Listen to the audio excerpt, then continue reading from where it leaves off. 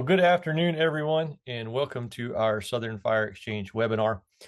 My name is David Godwin, and I'm the director of the Southern Fire Exchange with the University of Florida. I'm here today with Christian Fernandez and Sarah Kane from our Southern Fire Exchange team. Today, we're excited to feature a presentation by Noah Weidig, research assistant at the University of Florida. Noah will be sharing a presentation about his research on wildfire patterns in the eastern United States. Following the presentation, there will be time for you to submit questions for further discussions. We hope you'll stick around. Our presenter today is Noah Weidig. We're excited to have you with us today, Noah. Noah is a GIS and remote sensing research associate at the University of Florida School of Forest, Fisheries, and Geomatic Sciences in Milton, Florida, out in the Panhandle. He holds a BS in Biological Sciences from Northern Kentucky University and an MS in Forest Resources and Conservation from the University of Florida. His work centers on the interplay between social and ecological systems with a particular emphasis on spatial analysis. He's excited to translate complex geospatial data into clear, practical insights that reveal how patterns and processes shape the places where people live. So with all that, welcome, Noah. We're excited to have you here. One moment, everybody. Thanks for joining us. And we're going to swap out presentations, and Noah's going to get things going. So as Dr. Godwin mentioned, I am a research associate at the University of Florida's School of Forest, Fisheries, Geomatic Sciences. And during my master's program, I was interested in studying large wildfires in the eastern United States wildland-urban interface. And that's what I'm going to be presenting to you today. So first, I want to thank all of my co-authors and collaborators, in particular, Dr. Victoria Donovan, Dr. Carissa Wonka, Dr. Daniel Johnson, and Michaela Ivey, as well as all of my funding sources, which includes the Donovan Landscape Ecology Lab, the University of Florida's Institute of Food and Agricultural Sciences, the USDA NIFA program, as well as the National Academy of Sciences Gulf Research Program. So let's just jump right into it. So what's going on with large wildfires in the United States? We've all heard headlines of catastrophic wildfires burning down numerous homes and resulting in many fatalities in California and even Texas, and even more recently in Tennessee. But what are the historical trends that we're seeing that set the backdrop and the precedent for my research? So across the United States, we've seen increases in the number of large wildfires across the three major regions of the US. So this is a graph from Dennison et al. In 2014. And what they showed in this paper was that the number of large wildfires has been increasing across the Western United States since the mid-80s. And my advisor, Dr. Victoria Donovan, has also shown this exact same trend in the Great Plains. And more recently, she also published a paper showing that large wildfires are increasing in number in the Eastern United States as well. But why do we care? Obviously, many of these wildfires result in the loss of numerous forest stands and critical habitat for wildlife, but ultimately, these wildfires are a risk to human life and property. For example, in 2018, we had the Camp Fire in Paradise, California, which resulted in over 153,000 acres burned. It killed 85 people, destroyed over 18,000 structures, and resulted in over $16 billion worth of loss. But this problem is not unique to the Western United States. In Gatlinburg, Tennessee, in 2016, we had the Chimney Tops Fire, which burned over 17,000 acres, resulted in 14 fatalities, destroyed over 2,400 structures, and resulted in over $2 billion worth of losses. And both of these fires occurred in an area known as the Wildland-Urban interface.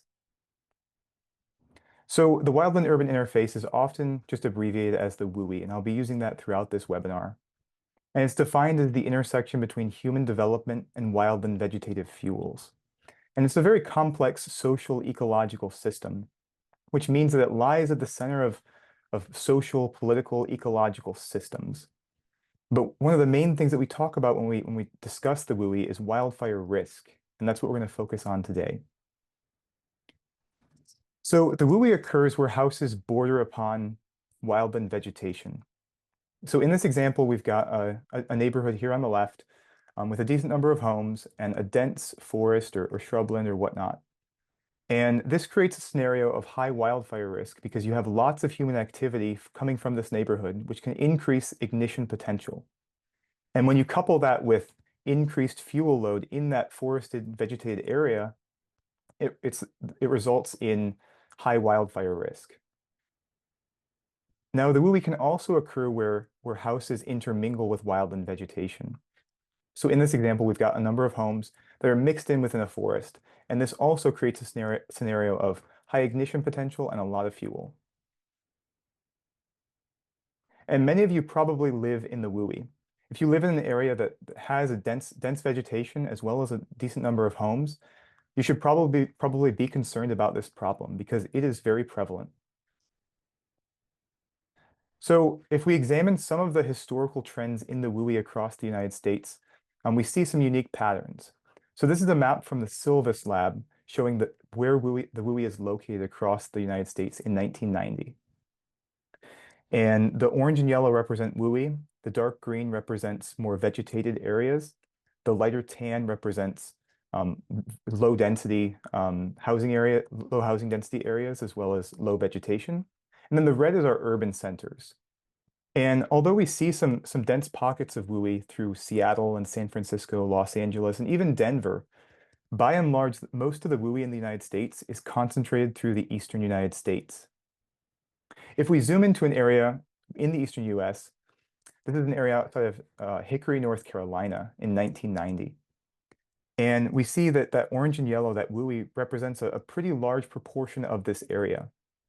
But if we zoom forward to 2020, we see really, really rapid expansion of the WUI. And so I'll go back 1990, you see the dramatic increase in WUI in 2020. And across the United States, the number of homes as well as the total area of WUI has been shown to be increasing since the 1990s. So if we take the fact that wildfire risk to human life and property is highest in the WUI, as well as the fact that the eastern United States contains a lot of WUI, these two facts kind of set the backdrop for what I chose to research for my master's program. So I'm going to give you a quick overview of the two main topics that I chose to study in this program. The first is I looked at changing regimes of large wildfires inside and outside the WUI. And secondly, I looked at some of the spatial patterns and drivers of large wildfires inside and outside the WUI. So for this first part, I asked the question, how are large wildfire regimes changing inside and outside the WUI across the eastern United States? So for the data that I used the U.S. Forest Service's WUI database, which is a census block classification of whether or not a census block is WUI or not. I also used the monitoring trends in burn severity database, using only large wildfires that were bigger than 200 hectares. Now that 200 hectare threshold is the threshold that we set for a large wildfire in the eastern United States. Now for my study region, I used the Eastern Temperate Forest Level 1 ecoregion as designated by the Environmental Protection Agency. But because I wanted to conduct a multi-scale assessment, I broke this down into level 3 ecoregions.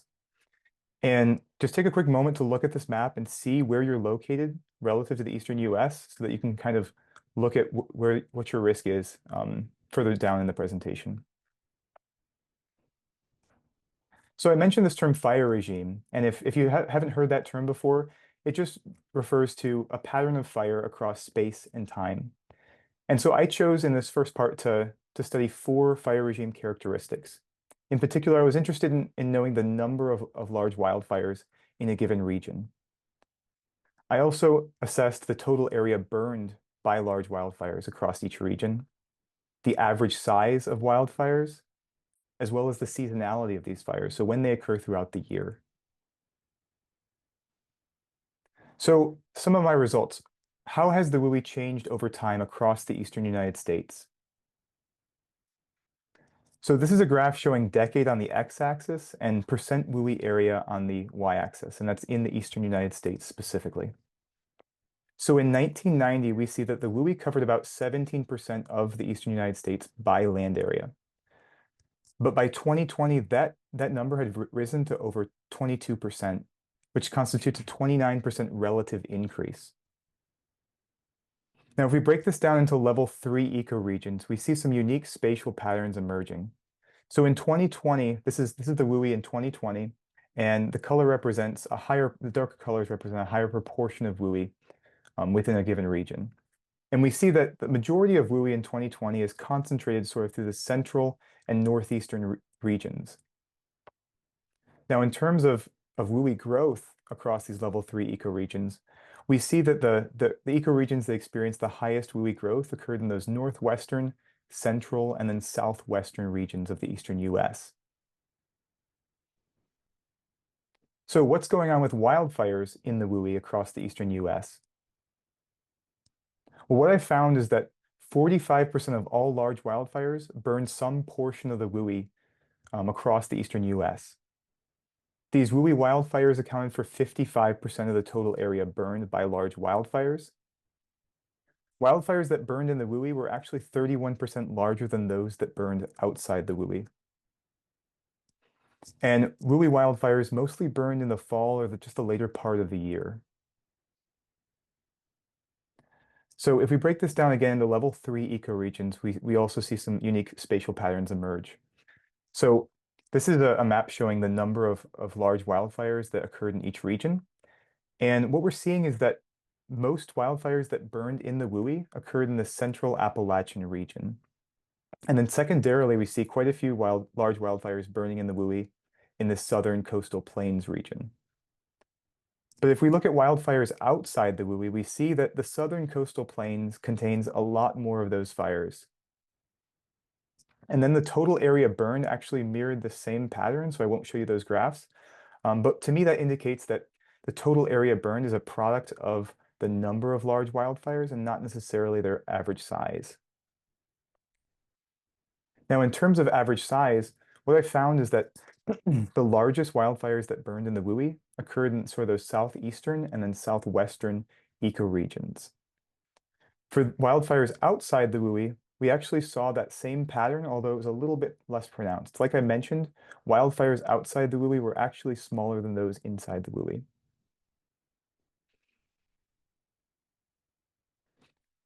So how are these patterns changing through time? Well, what I found is that wildfires in the WUI are increasing in number and total area burned in some of the southwestern ecoregions of the eastern United States. I also found that wildfires outside the WUI are actually increasing in number and total area burned at the largest level 1 ecoregion scale across the eastern US. And lastly, I found that wildfires outside the WUI are actually decreasing in average size in some of those central regions of the eastern US. So if we break this down to level 3 ecoregions, we see some interesting patterns. So here I've mapped what's called Mann-Kendall's tau, and it's a measure of the strength and directionality of a trend through time. So this first map shows the number of large wildfires and whether those trends are increasing or decreasing. And what we see is that wildfires in the WUI are increasing in number in these southwestern regions, like I mentioned. Now, in terms of wildfires outside the WUI, we see that a lot of these southeastern ecoregions are experiencing increases, so pretty clear trends there. And then the total area burned by large wildfires also mirrored this exact same pattern. And like I mentioned, it seems like the total area burned by large wildfires is a product of their number and not necessarily their size.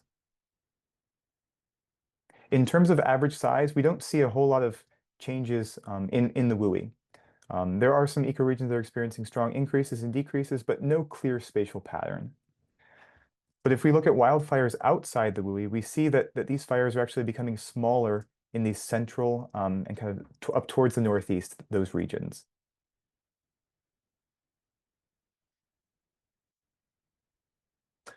Okay, so how has large wildfire seasonality changed? So this is a density plot. On the x-axis, I have day of year. I've just shown the major months. And on the y-axis, I have fire density. This is for the period from 1986 to 1997, which was the first 12 years of my assessment. And then The orange represents wildfires that burned in the WUI, and the blue represents wildfires that burned outside the WUI. And both distributions show sort of a bimodal distribution. You see wildfires occurring in the earlier kind of spring part of the year, and then you have wildfires burning in the later part of the year for both categories. But obviously, wildfires that burn outside the WUI are occurring more so in the spring, whereas wildfires that burn in the WUI occur more so in the fall. But if we zoom forward to the present day, we see some interesting changes. So watch this animation, and you'll see that wildfires in the WUI are actually becoming less frequent in the later part of the year and more frequent in the earlier part of the year. So why are we seeing these patterns? Well, we're talking about fire regimes, so I think it's important to consider the fire regime triangle. And that's made up of climate, ignitions, and vegetation. Obviously, climate's difficult to manage and to control, so I'm going to center some of my hypotheses around vegetation and ignitions. So in terms of vegetation, those central regions of the eastern US contained a lot of WUI. And to me, that indicates very low connectivity. And as the WUI continues to expand in those regions, we're going to see decreases in wildfire size. In terms of ignitions, we saw really, really rapid WUI expansion in that southwestern corner of the eastern US. And to me, that indicates that more human activity, more houses can lead to greater ignition potential. And to me, that could indicate that that could be a driver behind wildfires burning more so in the WUI in those regions. And lastly, protecting human settlement is really important when it comes to firefighting suppression resources. Research has shown that firefighting is always directed to protect homes and people.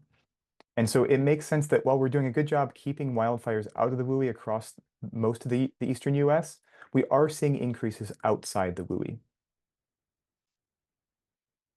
All right, for the second part of my research, I asked this question: where do large wildfires burn relative to the eastern US WUI spatially, and what factors might be driving these patterns? So I used the same exact level 1 ecoregion for my study region, but because I needed a decent number of wildfires for statistical analysis, I broke this down into level 2 ecoregions instead. So for my objectives, I broke the first objective down into three subparts. The first question was, do wildfires burn in the WUI more than expected at random? Secondly, do wildfires in the WUI burn more of it than expected at random? And lastly, do wildfires that burn outside the WUI burn closer to it than expected at random? So for every large wildfire that occurred in the eastern United States, I assessed whether or not it burned in the WUI, just a binary yes or no. For those that did burn in the WUI, I calculated the proportion WUI area for that wildfire. And then for those that occurred outside the WUI, I measured the distance to the nearest WUI edge. I then repeated this for a random distribution of points that were buffered to the average size of wildfires across each region. And this represented my null distribution or a fake random distribution by which I can compare to my wildfire distribution. Okay, so to answer this first question, do wildfires burn in the WUI more than expected at random? This is what I found. And the short answer is no. On the left, we have large wildfires, and on the right, we have our random distribution. The orange represents wildfires that burned in the WUI, whereas the purple represents those outside the WUI. And what we're seeing is that large wildfires, like I showed in the first part, burn in the WUI about 45% of the time. Compared to our random distribution, wildfires definitely burned in the WUI significantly less than if they had occurred randomly across the landscape.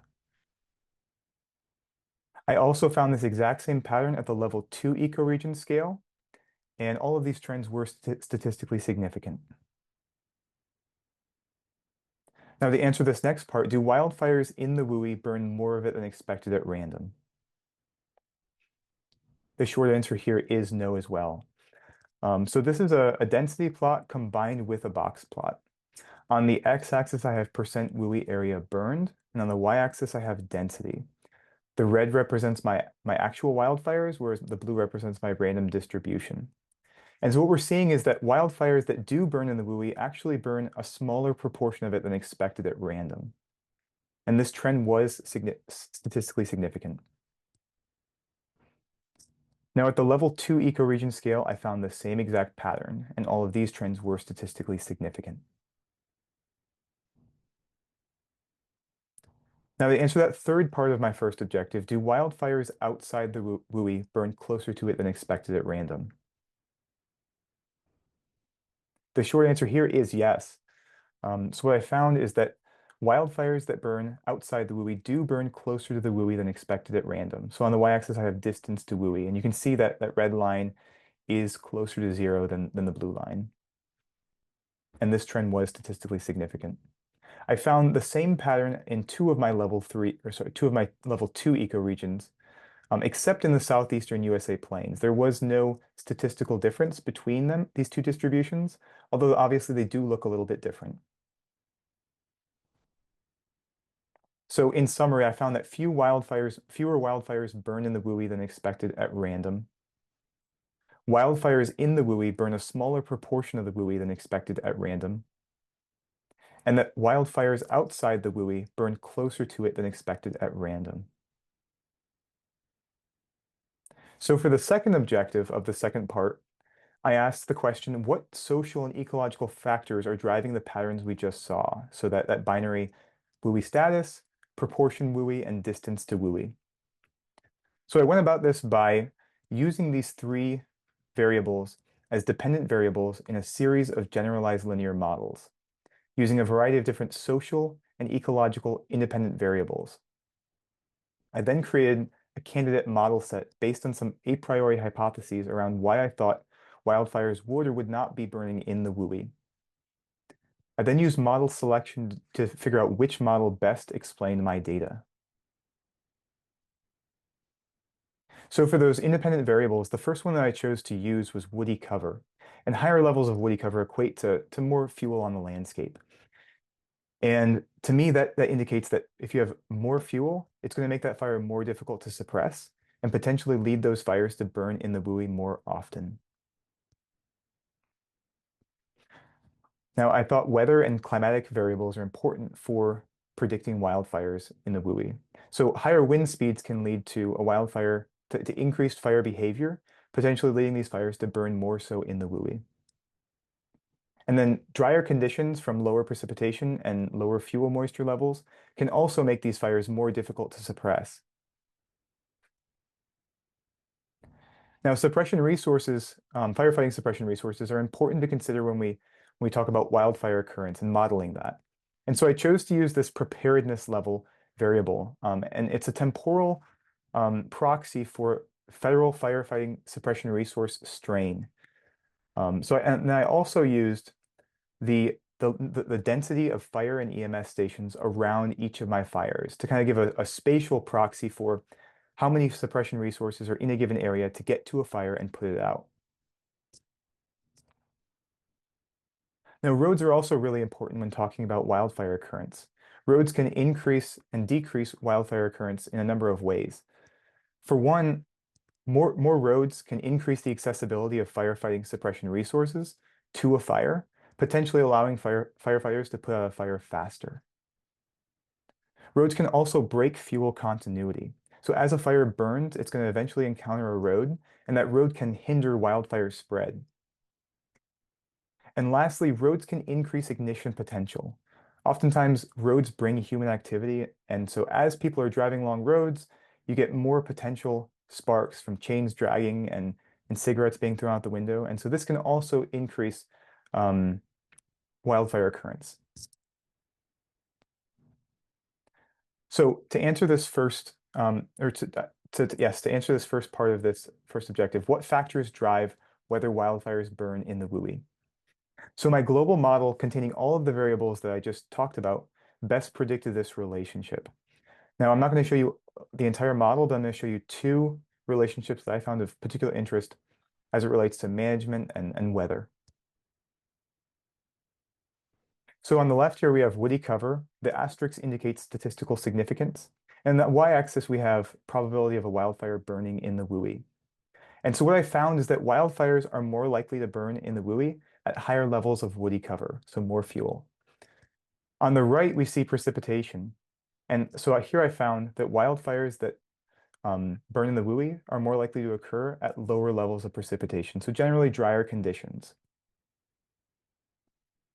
To answer the second part, what factors drive how much of the WUI wildfires burn, my global model also best predicted this relationship. I'm going to focus on two trends that I found of particular interest. So on the left here, we have precipitation again, and on the y-axis, we have proportion WUI area. And so what I found is that wildfires that burn more of the WUI occur at lower levels of precipitation, so generally drier conditions. Now, this next relationship was rather counterintuitive. What I found is that wildfires that burn more of the WUI actually occur at lower wind speeds. And I'll talk about in a minute why I think that is. Lastly, to answer the question, what factors drive how close wildfires burn to the WUI? This is what I found. So the global model best predicted this relationship, but we're going to focus on two relationships in particular. So on the left, we have fuel moisture, and on the y-axis, we have distance to WUI. And what this is showing us is that wildfires that burn closer to the WUI occur at lower levels of fuel moisture. And then on the right here, we have woody cover. And this is also showing us that wildfires that burn closer to the WUI occur at higher fuel loads, higher levels of woody cover. So in summary, I found that wildfires that burn in the WUI occur at higher fuel loads from higher levels of woody cover, as well as generally drier conditions. Wildfires that burned more of the WUI occurred at drier conditions, but lower wind speeds, which was counterintuitive. Lastly, wildfires that burned closer to the WUI occurred at higher fuel loads from higher woody cover, as well as drier conditions. Now, at the level 2 ecoregion scale, we saw high variability across the ecoregions. For example, in the Ozark-Appalachia regions, we saw that wildfires in the WUI occurred at higher fuel moisture levels and lower wind speeds, which that in and of itself is counterintuitive. In the Mississippi alluvial and southeastern plains, we saw that social variables consistently predicted wildfires that occurred in the WUI. And to me, that indicates really complex social ecological dynamics in the WUI. And then across all three level 2 ecoregions, I found that wildfires that burned outside the WUI were predicted by the same three variables, which were road density, woody cover, and fuel moisture. So why are we seeing these patterns? Well, I've been talking about fire behavior and firefighting suppression resources, and so I think it's important to consider the fire behavior triangle. Topography is a difficult one to formulate a hypothesis around, so I'm going to talk about weather and fuels. And what I found was that wildfires are generally occurring at higher fuel loads, and to me that does support the hypothesis that these fires are more difficult to suppress. Additionally, these fires are occurring in drier conditions, which also indicates that these fires are difficult to suppress. Now, I did show that counterintuitive relationship between wind speed and proportion WUI area burned. And I think that the spatial resolution of the data that I used might be at play here. So that it's at a 4-kilometer spatial resolution. I think that smaller scale wind dynamics are important for predicting these relationships. And so I think that's something to further consider in the future. So what's next? Well, the southeastern United States is predicted to get hotter and drier. These are two graphs from a paper by Beadle et al. In 2013.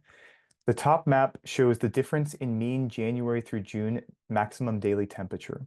And so this is difference between future climate scenarios and historical averages. And so what it's showing is that the Southeast is going to be getting hotter in the future. The lower map also shows the difference in mean June Keach-Byram drought index, which is often used in wildfire modeling. And it's a drought index showing how dry conditions are at a given time. And this is showing that drought is going to continue to increase across the southeastern United States, which is going to increase wildfire risk across this region. Additionally, we're going to see shorter prescribed burn windows across the southeastern United States. This is a graph from Kupfer et al. In 2020. And this is showing the proportion of days within a given month, where proportion of days suitable for prescribed burning in a given month. And then you have year on that y-axis. And what this is showing is that as we go into the future, we're going to see fewer and fewer days on which we can conduct prescribed burns safely and effectively. So this is going to limit the amount of fuels that we can actually manage on the landscape. And like I showed at the beginning of this presentation, the WUI is continuing to expand. Even with the 2008 housing crisis, and we saw a slight decline in the slope of WUI expansion, but it didn't actually reverse. We didn't see a decline in WUI. We just saw a slowing down. And so I think going into the future, we're going to see more and more houses being built in heavily forested areas because people like to live in these areas. So that's going to be a huge consideration for wildfire risk. Lastly, woody cover is increasing across the eastern United States. This is a map from one of my colleagues, Michaela Ivy, and it's showing the slope of woody cover across the eastern United States over time. And we're seeing that every single one of these regions is showing green, meaning that woody cover is increasing. And so as woody cover increases, we're going to see more and more fuels on the landscape, which is going to increase wildfire risk across all of these regions. So what can we do? Well, we can conduct prescribed burns to manage fuels. Prescribed burning is a great way to reduce fuels in the landscape. Now, obviously, with the WUI, there's a couple logistical considerations. When you're burning close to human settlements, the smoke is a serious concern. You have sensitive populations that are going to be greatly affected by the smoke, as well as limited visibility on highways. There have been many prescribed burns that have gone south because people didn't take into consideration the visibility issue, and it's resulted in fatalities and huge pileups on highways.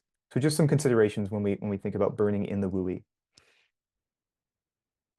You can also join a prescribed burn association. You can get involved with the Southern Fire Exchange. They can connect you with all sorts of people across the Southeast to collaboratively come together to manage fuels on the landscape. We can also harden our homes using defensible spaces. Now, if you don't know what a defensible space is, it's essentially creating a buffer around your home and structures that doesn't have any dense vegetation that's flammable. And this is going to reduce the risk of your house burning down in the event of a large wildfire. Lastly, we can use fire-resistant materials to build our homes in the future. One of the main reasons why homes are destroyed in wildfires is because of lofted embers that land on the roofs of buildings and structures. And so really focusing on building our homes with smart materials is going to be important going forward. The Southeast is an amazing fire-dependent landscape, and learning to live with fire is going to be essential to reduce risk to people and communities.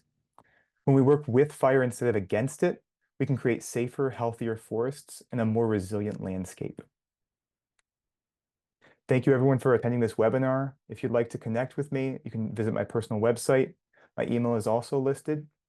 I'm also looking in the near future for a job in the Central Florida area. So if you're interested in working with me and connecting with me, please reach out. I'd love to connect with you. So thank you.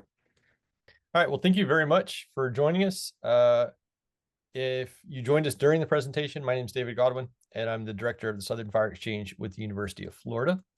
Our speaker today is Noah Weidig, and he is also with the University of Florida. At this point in our program, we'd like to provide an opportunity to get to questions from the audience. All right, we already have a few questions coming in, so let's get to it. Noah, one of the ones that came in from Edward is how much of, this is Edward's question, how much of the increasing spring ignitions are due to a warming and drying climate? I did not actually assess whether seasonally what these climatic variables are doing throughout the year. There are some great papers though that have looked at this, and I don't know off the top of my head, but I think these are really complex systems, and there's a lot of things driving these patterns that we're seeing. All right, here is another question from Edward. Edward asked, woody vegetation is a broad category. So how much could you think that woody vegetation might be ladder fuels, and how much of it could be functional forest? And maybe you could just talk a little bit more about what falls within that title or definition of woody vegetation. Yeah, so I used the rangeland analysis platform, which is an estimate of fractional cover across the United States. It's a 30-meter resolution, so pretty high resolution spatial database. And what we did is we combined trees and shrubs from this product because in the Eastern United States, it's difficult to distinguish between a tree that, you have privet, you've got a lot of these tall shrubs that often look like trees. So we couldn't distinguish between the two, so we combined them. And so that's essentially what we used. Um, there is no distinction between what species of trees there are. I don't necessarily know whether these are invasive species, but generally trees and shrubs is what we use for woody cover. Okay, so grasslands and grass areas, maybe areas covered with invasive grasses, I'm thinking being here in Florida, um, would not be captured within that woody cover category. Is that correct? That is correct. And one of the other considerations why we didn't use any of these grassland herbaceous cover products is because below a canopy, you can't necessarily figure out how much herbaceous cover is down there. So most of the eastern United States is forested, and so it's difficult to capture that. Here's a question from Russell. Russell says, would you mind elaborating further on the lower wind speed factor? Could you talk about that? Yeah, so I think that in in the eastern United States, um, a lot of it is very flat. But the majority of wildfires that burned a large portion of the WUI occurred in the central Appalachian region. And that's a very topographically rough area. And so I think more fine scale wind speed dynamics, such as like you've got these chutes and these saddles between different ridges. And I think those might be driving um, things that are not captured at the large scale, just general wind speed at 10 meters. All right. Here's a question from Josh. Josh says, you mentioned that the WUI, the Wildland-Urban interface, breaks up the continuity of the fuels. We also know, says Josh, that structures themselves and nearby landscaping also become fuels under intense wildfire activity. Josh says, have you considered this prospect and how those elements might impart fuel continuity in the WUI? Yeah, so I've definitely thought about this. It's not something that I was able to capture in my study, but we definitely know that when wildfires start burning down structures, the fire behavior changes dramatically. You've got a lot of really nasty chemicals that can result in um, increased fire behavior, and that's something to consider. Yeah, there's lots of papers out there talking about how fire behavior changes when you hit a structure. Yep.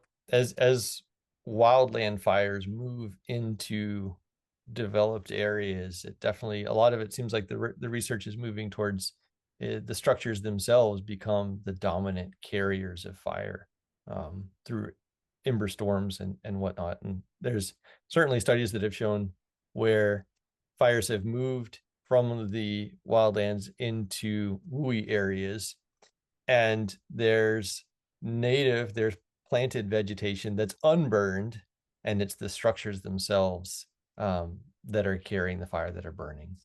So definitely interesting questions, I think, to look at. Absolutely. As well as on top of that, there's a lot of research talking about the spatial arrangement of homes and whether or not they get destroyed. And so, really assessing like how close are structures to each other in a given neighborhood or given area is going to impact whether these homes get destroyed. Question here from Tammy. Tammy says, what type of education and outreach is done with landowners in the wildland urban interface? I myself haven't done a whole lot of talking to individual landowners. Um, I think the Southern Fire Exchange, what we're doing right here is a great opportunity.